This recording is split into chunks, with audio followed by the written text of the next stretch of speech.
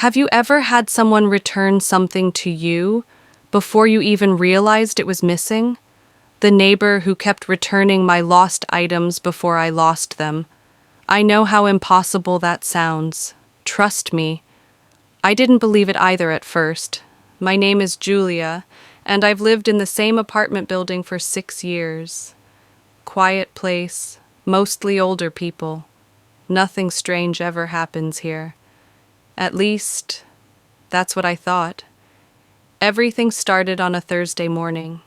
I opened my door to leave for work and found my neighbor, Mr. Collins, a calm, soft-spoken man in his late 50s, standing there with a small object in his hand. He smiled lightly and said, "Julia, you dropped this." It was my apartment key. I laughed politely, but something didn't sit right, because at that moment, my key was still in my purse. I checked. It was there. But instead of making a scene, I just took the key he held out. "Thank you," I said, confused. He nodded and walked back into his apartment like nothing was strange. I brushed it off. People make mistakes, right? Maybe he picked up someone else's key. Maybe it just looked like mine. But the next incident removed all the doubt. 3 days later, late in the evening, I was cooking spaghetti and suddenly realized the small gold bracelet my sister gave me for my birthday wasn't on my wrist. I started checking the counters, the sink, the bathroom. Nothing. Before I could panic further, someone knocked gently on my door. I opened it, and there he was again, Mr. Collins, holding my bracelet. "Found this outside," he said calmly. My blood ran cold, because I hadn't even known it was missing until that moment. I didn't say anything, just took it from him with shaky fingers. After that night, I started paying more attention, and the pattern continued.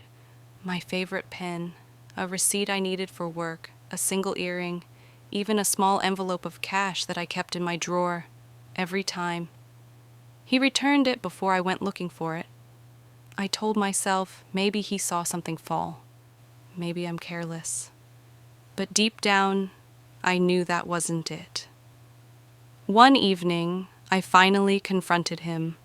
I waited near his door, pretending to be heading out. When he came out, he jumped a little, surprised to see me standing there. "Mr. Collins, how do you always know when I'm missing something?" I asked. He looked at me for a long, uncomfortable moment. Then he whispered something I still can't erase from my mind. "Because I see things before people lose them." I felt my throat tighten. "What does that mean?" He sighed deeply, like someone tired of carrying a heavy truth. "Most people don't realize how close they live to misplacing pieces of their life. Important ones. I just return them before the loss becomes real." I didn't understand. He continued, "Some people lose things slowly. Not objects, Julia. Parts of themselves. Their joy, their confidence, their direction. I try to help before the cracks turn into breaks." I stepped back a little. "Why me?" His eyes softened. "Because you're starting to lose something too, and you don't see it yet." My heart pounded. What am I losing? He gave a small, sad smile. "Your peace." I froze. "And I can't return that to you," he added quietly.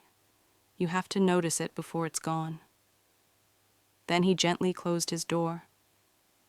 That was the last time he returned anything to me. Not because I stopped misplacing things, but because from that day on, I started paying attention before the loss happened.